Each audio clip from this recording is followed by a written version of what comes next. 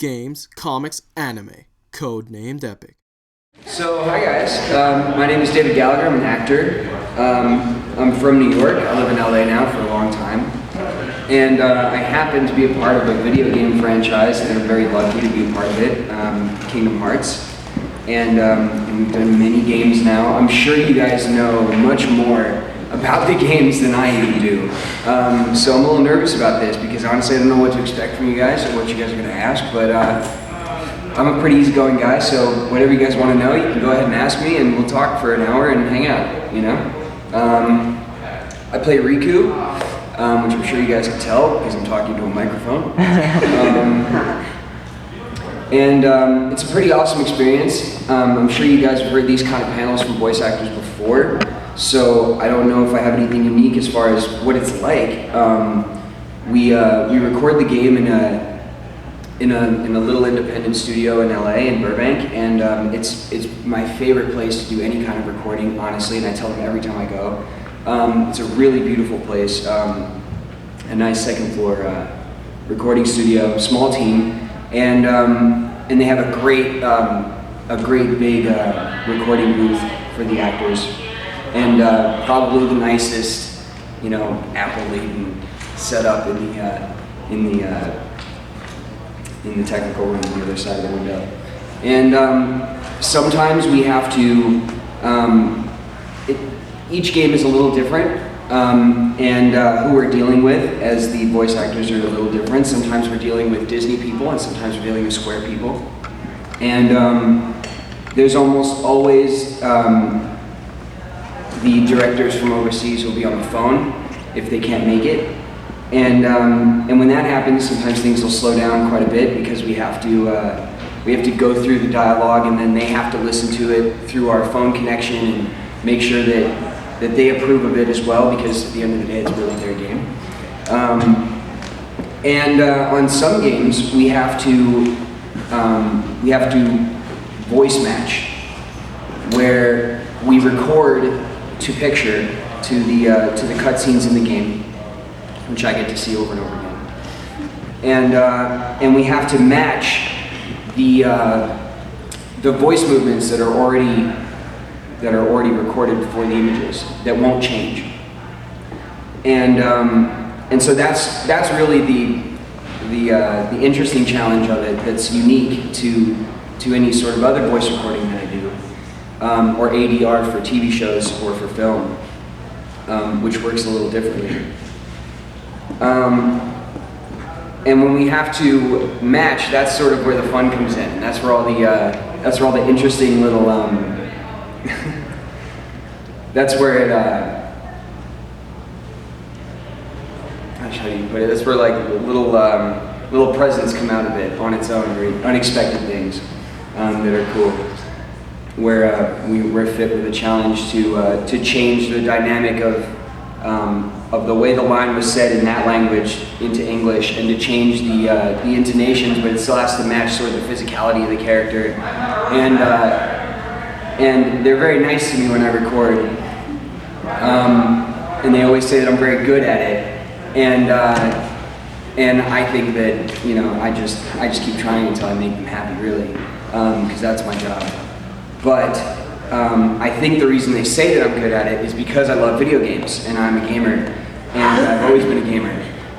And so I feel like I have a one-up in a way on understanding what they're looking for before they ask me, first of all. And because I grew up with, with Nintendo, it's like my best friend, and all my other systems. I have an understanding of the culture that's already put into the games that come from Japan and from overseas. So sometimes we have to record over existing recordings in other languages and figure that out. And then other times, and usually for the bigger games, particularly the first game in Kingdom Hearts 2, they had a larger budget for the game, and so they were able to tell us that we could interpret the scenes actually our own way, and when that happens, it becomes a slightly different kind of challenge, because then we get to act in a way which is my job. So it separates the games into two categories in that way, from my perspective as a voice actor. And I don't know, that's sort of my initial thoughts of the experience. I know that's sort of standard, I would guess, from your guys' perspective. If you guys have any questions about what it's like and maybe help me out to direct where this conversation could go, that'd be pretty cool. And if you guys have any other questions that are related to my other work or anything else that I do, that's also cool. I'm not rigid about format or anything. I don't think there is one. So you guys are first, so would you like to? How long did it take you as a voice actor to get discovered? So again, my experience comes from being an actor from television and film. So in a way, I was approached for this, and I guess that's an interesting story too. When I was still on Seventh Heaven, I don't think how old I was for the first game. I had to be like 17 or 18 when I did it. I'm not sure. I was approached by one of the directors of the game on the Disney side, and he was putting together just the main cast. You know, the three, Sora, Riku, and Kairi. And it had just come to me, basically. And he had said that he had seen a particular episode of Seventh Heaven that he heard in my voice a darker quality than expected from something like Seventh Heaven. And clearly I had like a family or friendly or brotherly type quality, but then he also heard this darker thing, and he thought that was cool, and that's what he was looking for this game. And so I was offered the first game, which is awesome. In my business, it doesn't happen a lot. It's hard to get to a point where things are given to you like that, especially quality things, like a franchise like this. And I think it takes a gamer sort of actor to really go like, shit, Square Disney wanted me to do this game with them. That's so cool, you know. And I was really, really excited about it off the bat. And so I didn't have to struggle with the voice acting career and bring it to a point where I would really deserve to book a franchise like this. I cheated. And my other work did it for me, so I was lucky. I was really lucky. I do voice acting auditions, I guess. It is an audition, like I audition for every other thing I work on. So that is handled through my agency. So my agency is Innovative Artists, and they handle my film and television stuff that I go out on and that I work on. And they also have a voiceover department, and so their department will email me occasionally with cartoon stuff, other games. I wish they do more interactive games, and I tell the Disney and Square team all the time, if they ever need anything, you know, I'm more than willing to work on another game or come in and help out if they need an extra voice. And the last game we just did that's still not out, I actually voiced an extra small piece for them that they needed, and I was so excited to be able to do it. Xehanort. So I did a young Xehanort voice.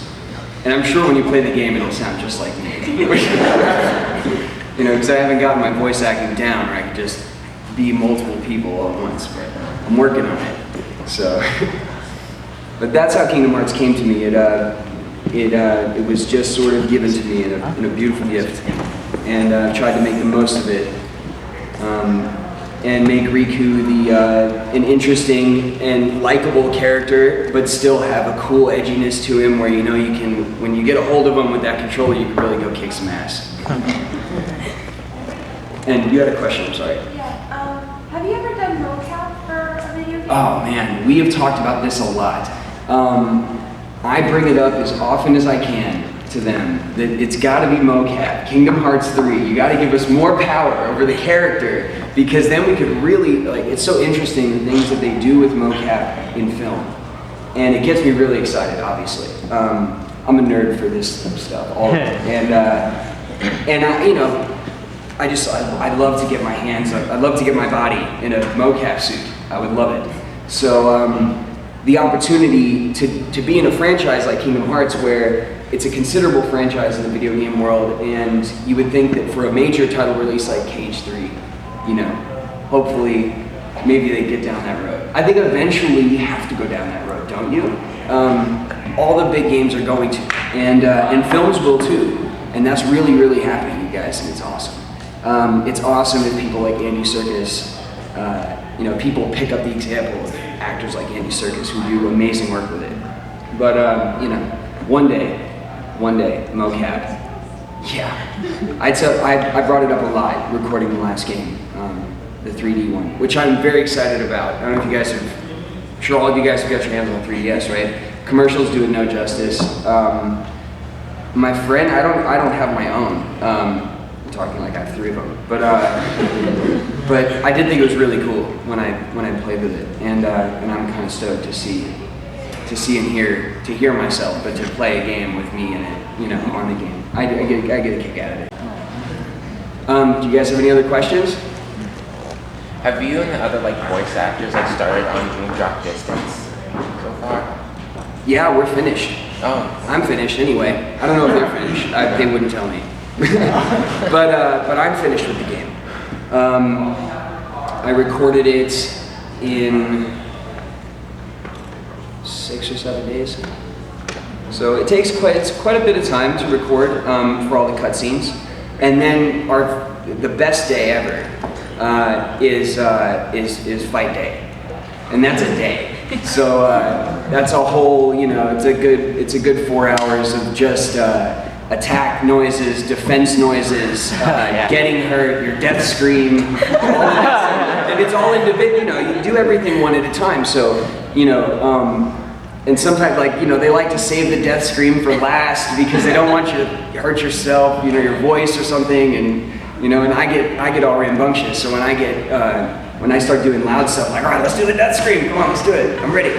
You know, and so, you know, all that stuff is broken up. And again, I think that when you play as Riku, maybe you can hear some of my influences, because I certainly do. I know where I come from, obviously. So like, I play a ton of Zelda, and I'm a Zelda kid, and so like, so right?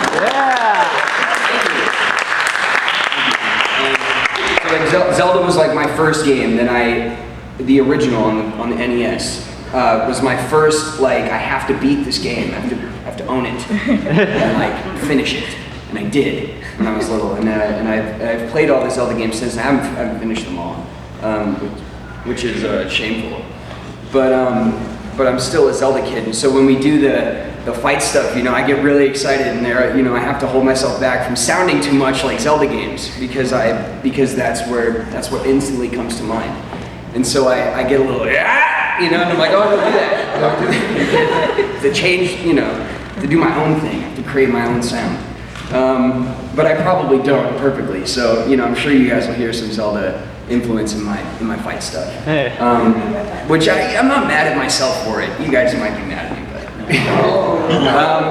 we love you for that. Questions? Yes. Well, what's the hardest part of doing voice acting? What's the hardest part?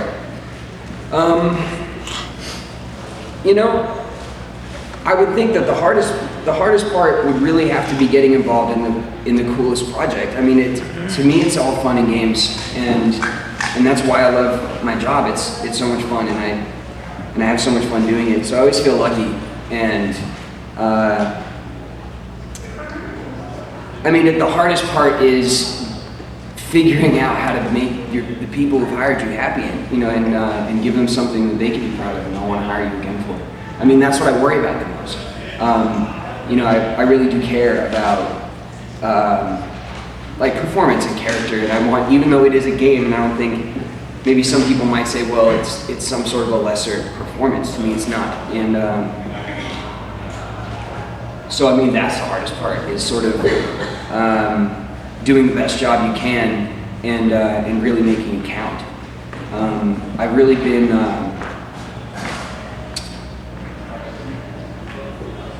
have really been surprised by the overwhelmingly positive reaction I've gotten from Riku.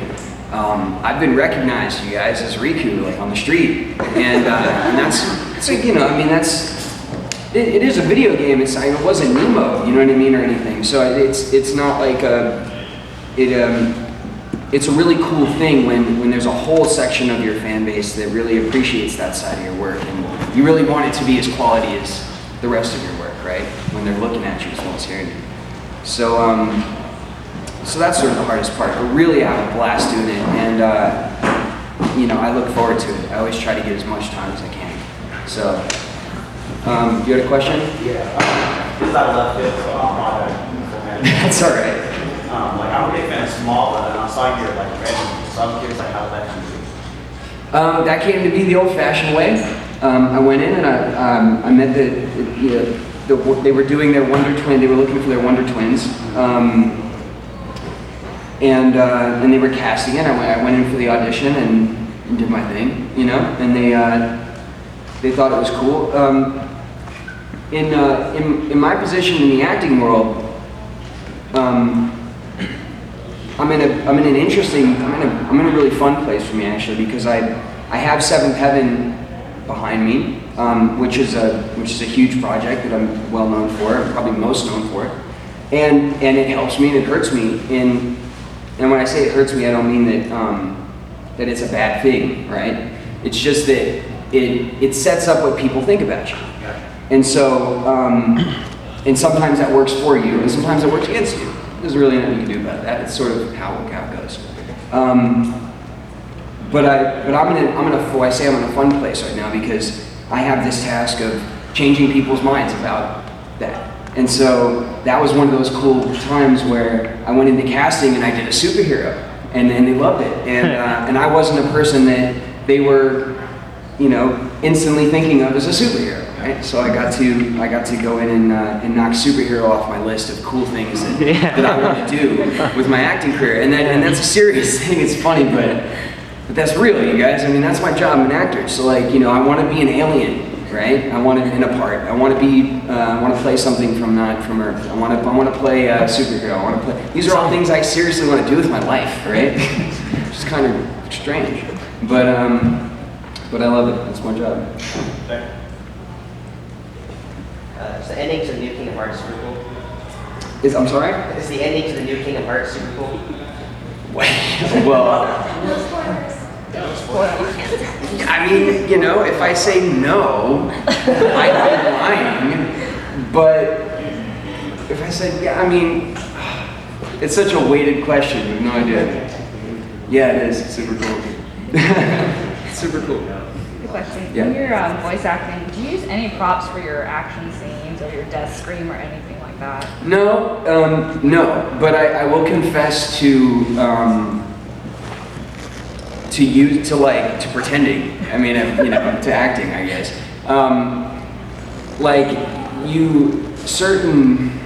It's mostly on fight day when that needs to happen, because you know the conversational stuff. You could stand there and you can act with yourself and it's fun. Fight day is really fun because you got to do better than that. You got to really throw yourself into stuff, and especially when it comes to you'd be surprised how difficult it is to differentiate from yourself a hit from an effort, right? And so and these are the kind of words that we got to get down to when we start recording Fight Day, because it gets really, really specific when you're just grunting or going, or, you know what I mean? It's like one is a push and one is a hit, and it has to, an impact versus the effort has to be clear, even if you don't see what's going on, right? So you have to be able to like close your eyes and play and tell if I'm being hit or being attacked, right? And also like, you have like your attacks, your power attacks, and then your special attacks, right? And all games are kind of built like this, where there's different intensities. And so you usually start at the bottom and work your way up to the most intense hit or the most intense attack or effort, or whichever one you're doing. And as it gets more intense, you have to sort of throw yourself into it a little bit physically, because it really affects the way that you sound. And so when you're doing like an intense like impact, then you sometimes you really need to like compress your stomach and give yourself that feeling of getting like punched in the gut, so that you really have that. Sometimes we get cool little sounds, like you'll get a cool little breath at the end of it, like a little bit of a pain, or some extra piece of pain or from the impact, and things like that. Really, you may not notice it when you play the game, but at the end of the day, it affects how real it feels, and that stuff's important and fun to try to really get out, So yes, I do sort of act out my action stuff. If you have Keyblade. Yeah, you have the coolest keyblade. I've seen a few of them, but I got to admit, being at the con, you guys have probably the coolest props that are around. I mean, you guys put a lot of love and care into them, so. Probably some metal around. Yeah, try it. Have fun with it. Try it. Oh. Hey, it's like, hold on. This is like, can you pause up for a minute? It is pretty awesome. This is a keyblade, though. Right? So I mean, Riku steals it from Sora in the first season anyway. it's kind of cheating. But Oh no, technically David. This one. this is kind of a Skyrim-y thing. Where they Love that game. all right, so like, if you guys want to have any sort of general gamer discussions, I'm a console gamer, but I've recently jumped into Minecraft, obviously. And like, I don't know if you guys love Minecraft, but it blew my mind. I love it. I don't even know what that is. Minecraft's a pretty fantastic computer game. Independent game that blew up. I mean, you could argue about when it blew up. It's still blowing up. It's doing extremely well, winning a lot of awards. But it's probably the most open game I've ever seen. It's an environment made entirely of blocks, and then you can mine and harvest all the different kinds of blocks, craft them together into all sorts of more and more complex materials, and then use it to build whatever you want. And you build people build cities and zeppelins in the sky and crazy stuff. Digital Legos. Yeah, and a lot of people relate it that way. And it does. And they're actually, I don't know if you guys have heard, they officially have a Lego set coming out. You guys know this? I know this. Don't think I'm not up on my stuff. You heard about the con they had, right? Yeah, dude, I wanted to go to Minecon, and I didn't go. I couldn't go. But I really actually wanted to go to Minecon. How long has it been around? The game? Game's been around for a few years. It just came out of beta in November, I guess. But that's, if you guys have questions, we can talk about Minecraft all day. Yes. We know that you got cast on Seventh Heaven at a considerably young age. Yes. The actor training you got, was that off of the set while filming Seventh Heaven while you're growing up, or did you study under anybody to go to school? So a lot of that, all of that. I've been an actor my whole life. My mom, like all mothers, thought that she had an amazingly cute baby. Right? It's a mom thing. You can't blame her. And the way she dealt with that was she answered an ad in the newspaper that was about taking your baby to a print thing for pictures in the newspaper, I'm assuming. I don't even think I've ever seen this thing. This is just a story that I hear.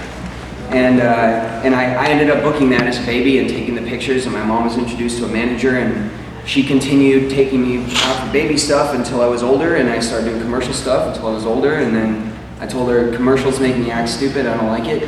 I want to do something that's more serious, because when I was a kid, I really thought it was cool that, that I can go and do this really complicated game of pretend with people, and professionally, right? So at a very young age, I latched on to like the film and television side of it. And so my whole life has been this sort of training mission of acting and being on set.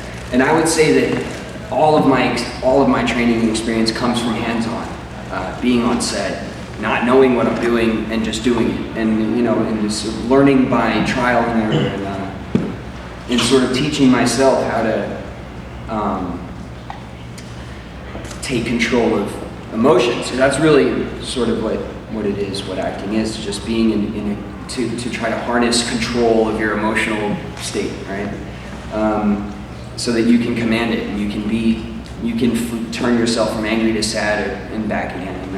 And so when I got Seventh Heaven, I was already sort of in an accelerated point in my career. I was very young and not entirely aware of it all, you know what I mean? Just sort of, but very focused on like the jobs and the auditions because that's what I was good at. And I just, I was like, I didn't worry about much else. My parents handled the rest of it, and I just sort of, I went on my auditions and I knew what I had to do, and I was good with my lines, and I made it happen, And being on set is really where you soak up the surroundings, and I've been very lucky enough to, at a young age, work with amazing people who are very talented. And so I worked with John Travolta when I was 8, and I worked with him again when I was 10, and I got to watch him, and he became instantly a role model for me, where I wanted to, I wanted to see myself in my 40s as a dashing celebrity actor star man with many films, television, and wonderful performances that the world loves. A kid's version of that. I really admired him and how nice and how awesome he was. But then when he walked on set, everyone just had utmost respect for him, and he really commanded the room. He was always amazing to work with. And so I was like, I want to be like that. I want to be the guy on set who everyone just can't wait to work with. And so I've been working on that my whole life. And Seventh Heaven, the experience that gives you is hard to explain. I mean, 10 years, a decade on one set. Never happens, guys, never. I mean, it happens so rarely and to so few people, and you become like a family, very quickly because you spend enormous amounts of time together. And because we're on a dramatic show, the quality of the time you spend together is heightened because everything is crying and anger and emotions and stuff, and you do all this together for years and years and years, and you become really good friends and really tight family. But through all that, depending on the actor you are, you take it differently. And I know that my journey through that show was up and down, like personally, I know when it started, everyone was very, very into it, and then there was a middle section where it waned for me, I guess I can only talk for me, but, and then there was this section, when I was sort of coming into my own, I was like 17 and 18, and I really like had a talk with myself, and was like, you know what, I need to make awesome work, no matter where I can do it, and I started caring more than I ever cared, and that was like a decision I made. It wasn't like, it didn't just happen sort of naturally. It can sort of get away from you guys, even a cool job like mine, where you forget to really appreciate it, and so that happened to me, and I came around out of that, and now I love my job more than I've ever loved it, and I work way harder at it than I think I ever did, and as a result of that, I think I'm better than I ever was, and so especially now, where I'm always really proud of my work that I do, but a lot of people go to training and they have acting coaches and all that stuff. My training was set. My training was being the lucky kid who got lucky and got in that set and then made it happen while I was there and really figured it out. It's and that the coolest part about my job, and the reason I could do that even as a young kid, is because my job is all about interpretation. And the video game world is no different, and I said that earlier, but just to sort of bring it back for a second, it's all about interpreting someone else's life, the existence of something else, right? And and it's cool because there's no wrong, it's one of those no wrong answer situations, but because there isn't a wrong answer, it doesn't mean there isn't an awesome answer, and not just a decent one, right? So you try to find that really awesome way to bring to life different people, and I think Riku's pretty cool because in the set of 3, he really has that darker quality to him, which is why they brought me in. But that's what I've really grown to embrace about the character, and I was really excited as we made the different games. I felt like they really branched out with the Riku character, possibly even more than the others. I mean, but they really gave him a journey, with deciding between his goodness and his darkness, right? His friends and his that inner darkness that they developed in his character. There's quite a literal thing in the game. And so I like to treat Riku like I like to treat all the other characters that I played, and really treat him like a real person and give him the respect he deserves, and try to make him cool and unique. Does anyone else like to? Do you ever connect your personal experiences or memories to Riku when you voice act him?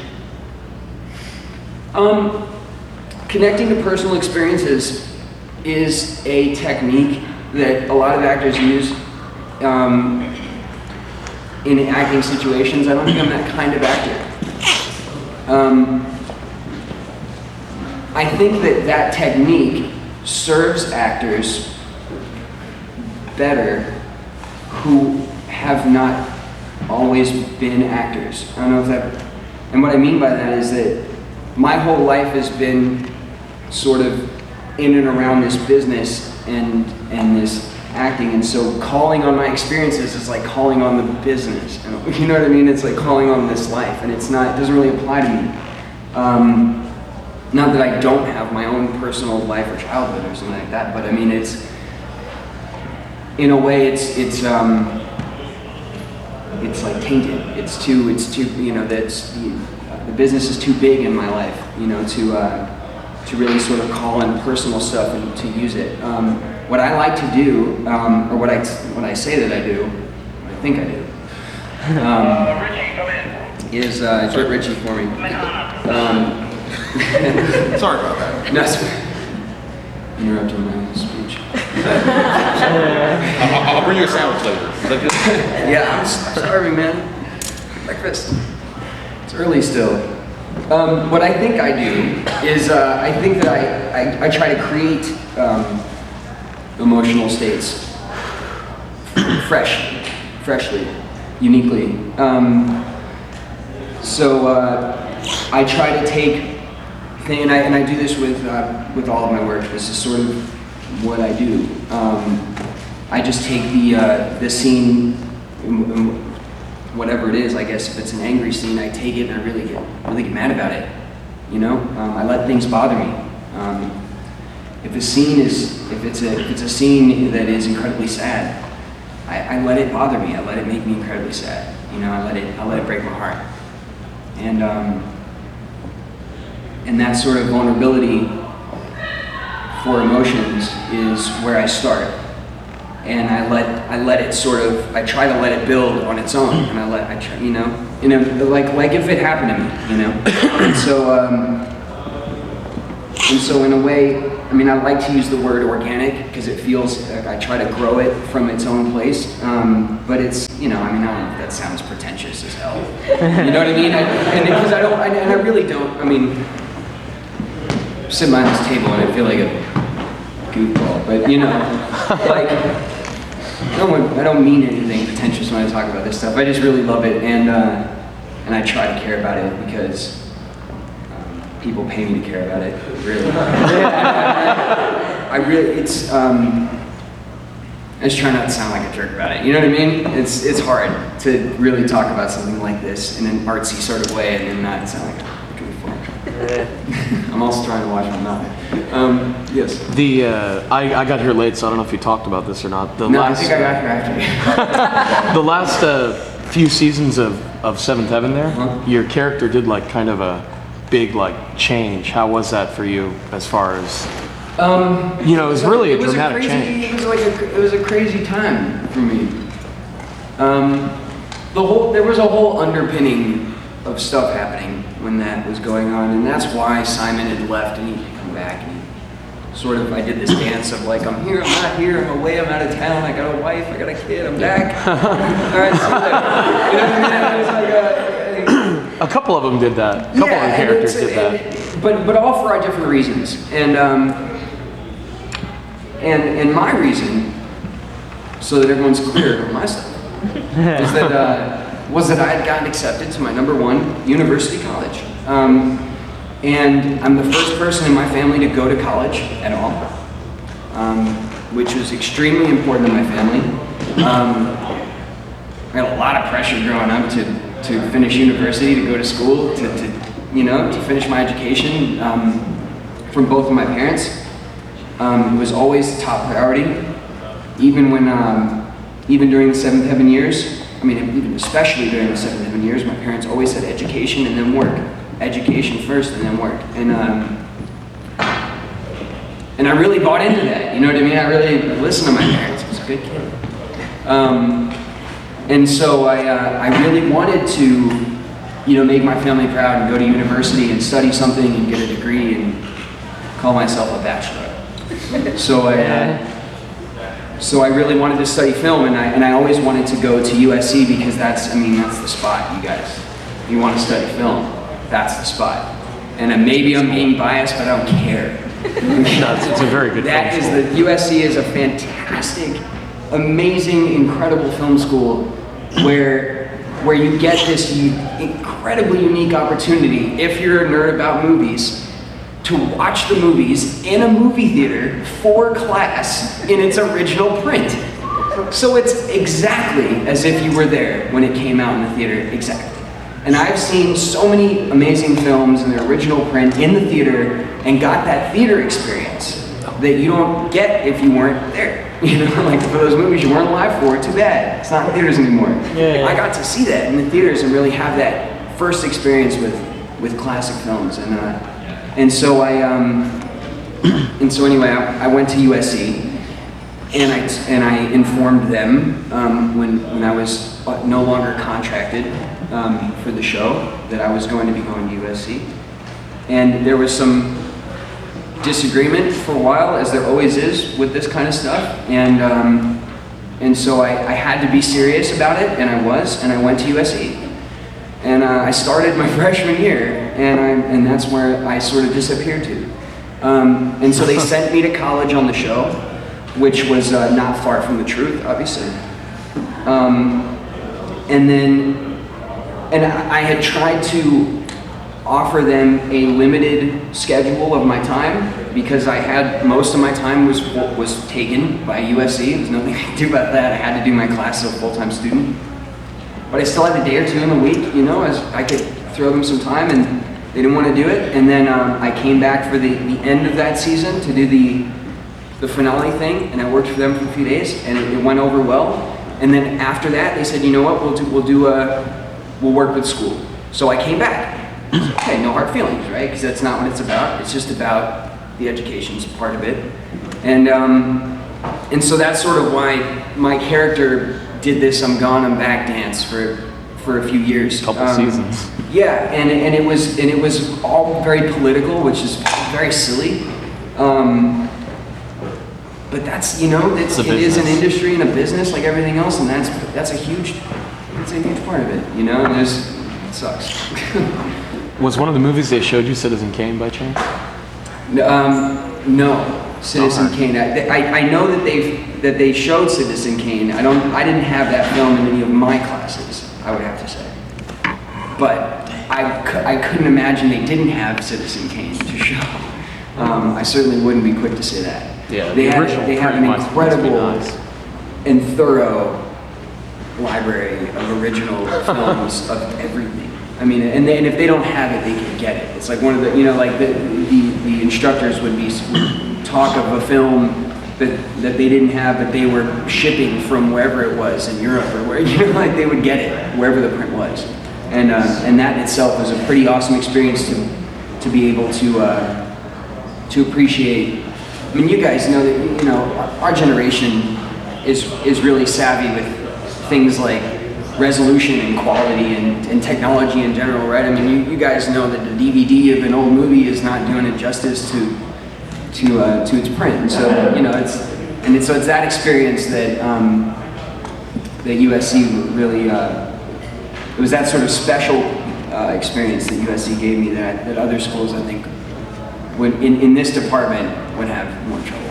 That's what I'm trying to. Anybody else have any questions in the back? The question's got his hands Oh, up. I'm sorry. Five, You're 10 next though in the back because you jumped up quick.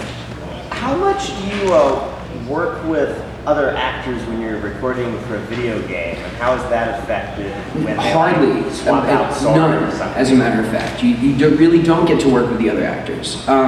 In fact, you don't really get to even see them.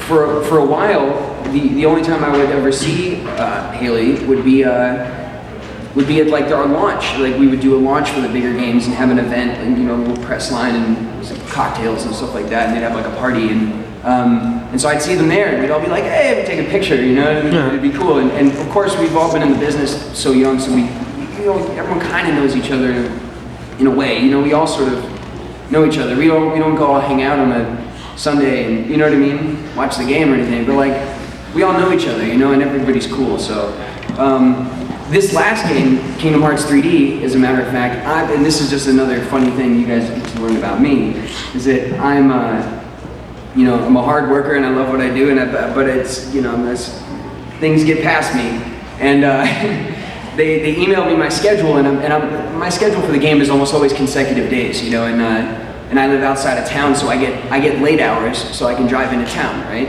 And so I have my like 2 to 6 for this day, this day. And I didn't even look at my schedule. I just got my schedule. I started on Monday. I was like, got the whole week. I'm doing the game. All right. I was there every day at 2, even when I wasn't supposed to be. Because one day in the middle of the week was Haley's day, and it was on the schedule. I just didn't look. And you know, because I was like 2 to 6, yeah, it's all me, 2 to 6. All right. So I just, you know, I was just going, man, being a good punctual actor. You know, on time, baby. I'm here. 2 o'clock, not even supposed to be there. Haley's recording. Oh, hey, what's up, man? And so I hung out for a minute and said hi to him, and I got to see him when we recorded this last game. But it doesn't happen like that usually. It takes an actor to not pay attention to his schedule, which happens all the time. In the back, I'm sorry, in the back had a question. Will you be voicing Riku in the next Kingdom Hearts game? I better. I mean, right? You know, I better. I'd be pretty mad if they cut me out. Yes, we're gonna work our way up. In the blue hair. Like,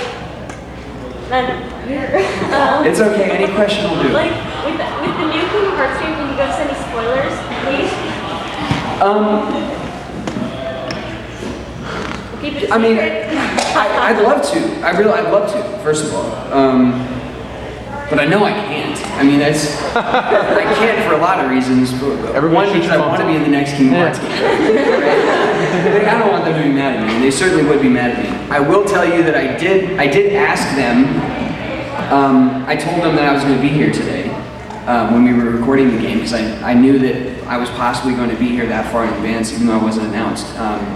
And that's actor stuff. It's because I don't know where I'm going to be very far in advance. It's not my fault. But jobs come quick, and so that happens like that.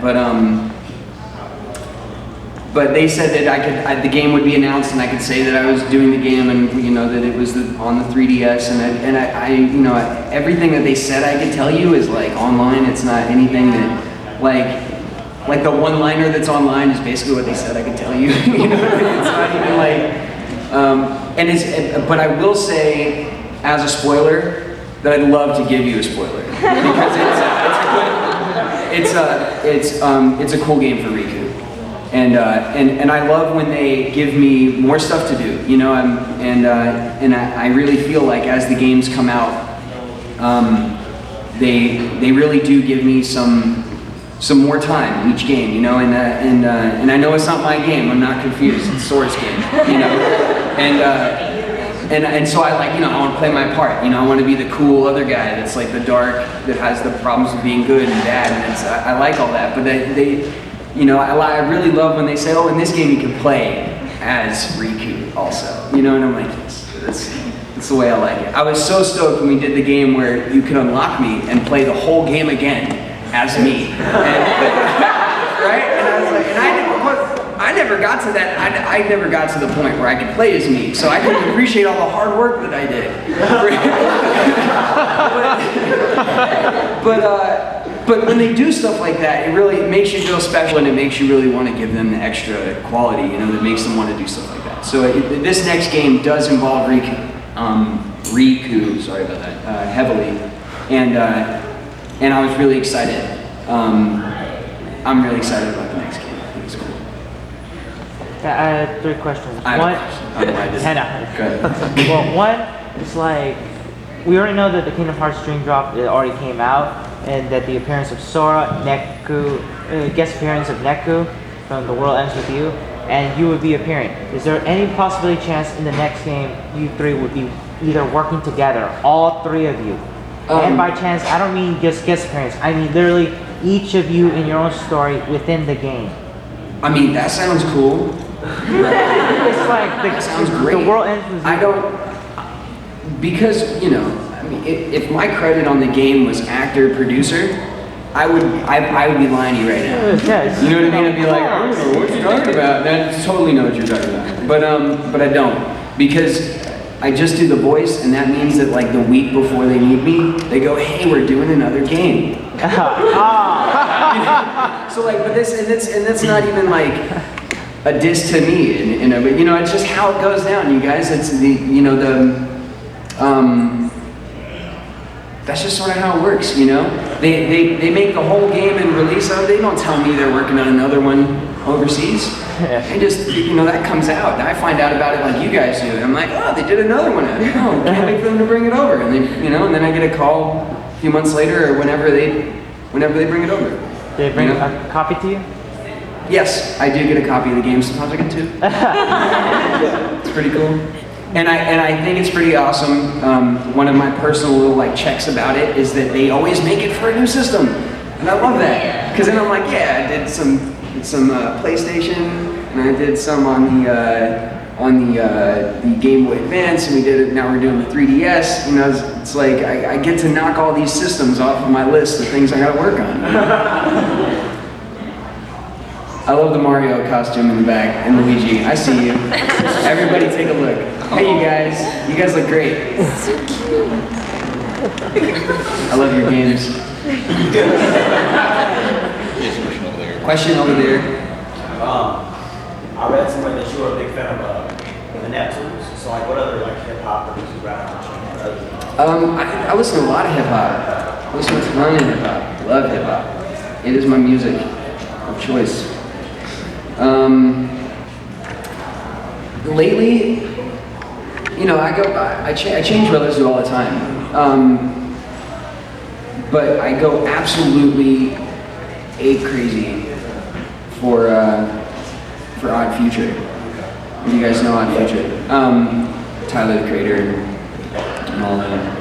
They're awesome. And they just really bring me back to like the days of Eminem and all that crazy rap that just made everyone go, ah! You know, and I love it. So I love everyone in that crew, but all their individual projects are so cool. And Haji Beats' new mixtape on Tidal is awesome. But too short. I was a huge Wiz Khalifa fan. I am a huge Wiz Khalifa fan. Shouldn't say was. I mean, he's still jumping up. But I say was because I was like the Wiz Khalifa fan 2 years ago. Like I loved Wiz. I told everybody about Wiz Khalifa 2 years ago. Everyone I could. Because his Flight School mixtape. You guys, I don't know who loves it. hip hop. It doesn't apply to everybody, but mixtapes are awesome. The best hip hop is for free. If you didn't know, go online. You guys know all this. You get it for free, and you're not stealing it. You're not stealing it. I'm not promoting stealing. Mixtapes are free. They're supposed to be free. Free music projects. Wiz Khalifa's Flight School mixtape was my favorite CD for over a year, and when I remember like a good memory of that. So you know, when I booked a pilot 2 years ago. This pilot that didn't go is a CW pilot that never was. It was a supernatural fantasy action pilot, sort of like Vampire Diaries-esque. It's actually a lot like Secret Circle, which did go the next year. It's called The Twix, and I was the bad guy. It's really cool. Very Riku voice-esque, evil, dark stuff. Magic. All sorts of cool stuff. And when I booked that, you know, that was like I told everyone on that set to listen to Wiz Khalifa. But I remember sitting in the first class lounge of LAX airport, waiting for my flight to fly out to shoot the pilot in Vancouver.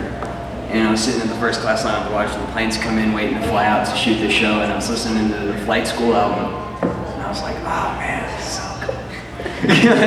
You know, it's just like this really happy hip hop related memory. But yeah, so I love all the new kids in hip hop. I love Wiz, and I love Future, and a lot of other kids that are coming up right now. All mixtape stuff I listen to. Would you be able to say something as Riku? What? Anything? Well, you know, give him something. I don't know. It's gonna sound like me. It's just gonna be. It's gonna be. It's just it's attitude, right? So like my, you know, I don't know if I came in and sat down and I did all Riku the whole time. And you guys think I was a jerk. You know? But if you guys, I mean, I don't know, geez, if you guys want to give me a line, I guess I'll say it. I guess, what about the most famous line from the first game? It is like, that said to Sora before he, Are you quizzing me? Are you quizzing me? Which one? It's during the... No, there's a legend. And if you guys don't remember... It's on Disney Island. No, the Cowboy legend? Huh? Is that what you're talking about? No, you know what like I saw, by the way? Just a random thing I just thought of. There's Palpoo fruits. Yeah. In the merch area. Yeah. I almost got one. I was like, I might need one of these. Someone buy him. No, I think it's not cry for help. Is that real? I thought that was good. You know, I didn't. Someone was like, hey, "It's a Palpoo fruit." I was like, "What?" I didn't even realize that would be, you know, what they would be making for this stuff. That's cool. Just say something to Sora. So you want to share pop and fruit with me? Oh, yeah. So we do a lot of these. I mean, you know, I'm in this position a lot where I have to be like, Sora! Right? It's always like, oh, someone else is always getting into shit, and I got supposed to watch my time. Time over? Or time 5 minutes? Or what? One more question? Five minutes. All right, you guys, we got about 5 minutes. I'm first with my last 5 minutes. You're getting your question next. Future projects you want to talk about? Actually, I just signed on to a project.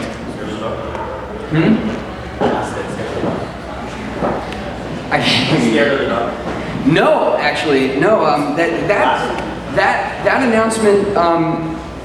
That's an unofficial announcement. That's not a. I read that's that. not, no, I've read that as well. Which one? I just the other day signed on to In Your Eyes, which is the new Joss Whedon project. Not the Avengers. I know. It's his new indie project that he wrote. And so I'll be supporting on that. I'm doing a supporting part. I start tomorrow. Of course. Which is strange, but I do start tomorrow. You don't usually work on a Sunday, but whatever, right? Team player. As Joss. Yeah, you know, hey, sure. Super 8 said work on a Sunday, I'd have been there. Like, no problem. Good movie. And thank you. I thought so. It was new. It was different. That was a very cool film. I'm a lucky guy, you know. I get involved in these projects that turn out to be awesome, and man, am I lucky, you know. And Super 8 was just a shining example of that. Like, I was so happy to be there because, I mean, you know, who did I have to pay to get in there and do that? You know, it's great. It's so much fun on top of such an awesome opportunity for a guy like me, you know. But yeah, so I just signed on to In Your Eyes. I'll be supporting with them, new Joss Whedon project. That'll be kind of cool. For the last few minutes, I'll take another question, I guess. But thank you guys so much for making this hour like fly, you know?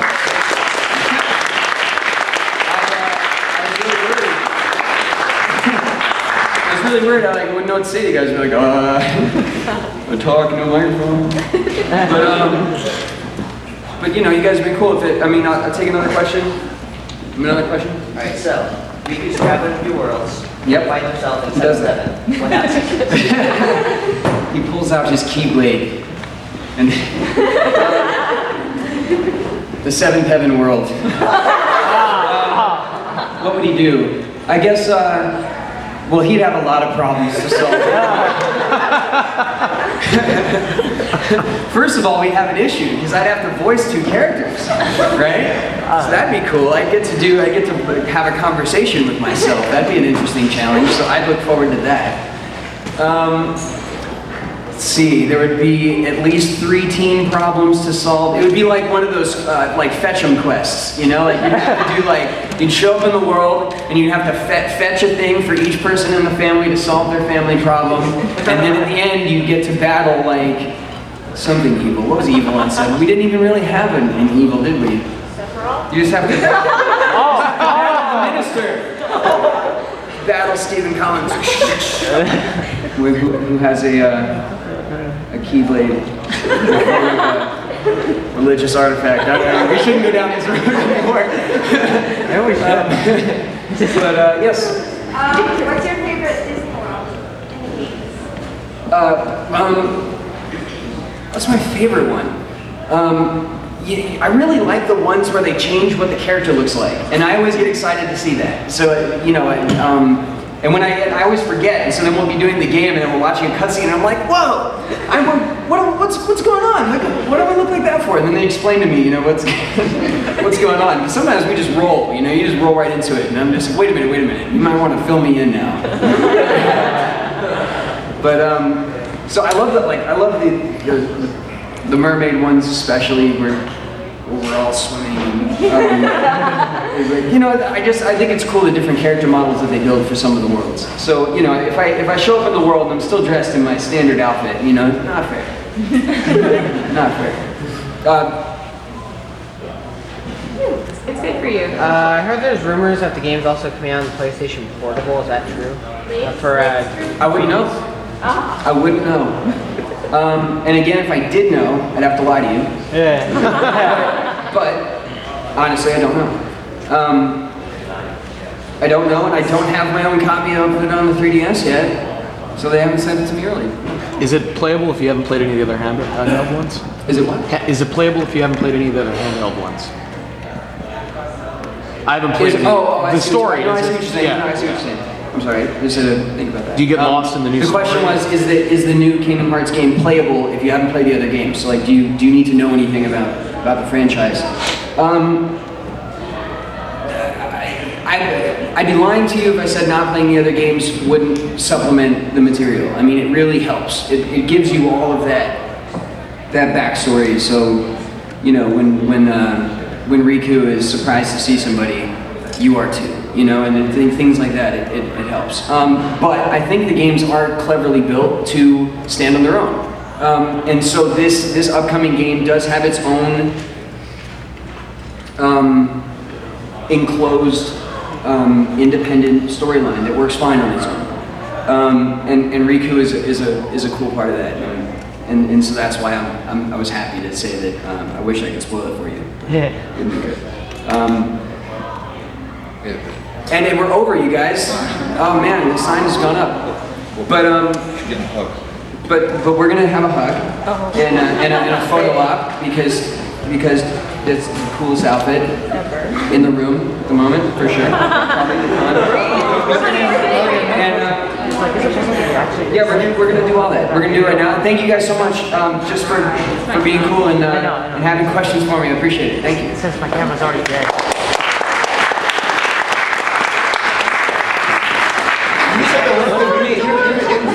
One for Yeah.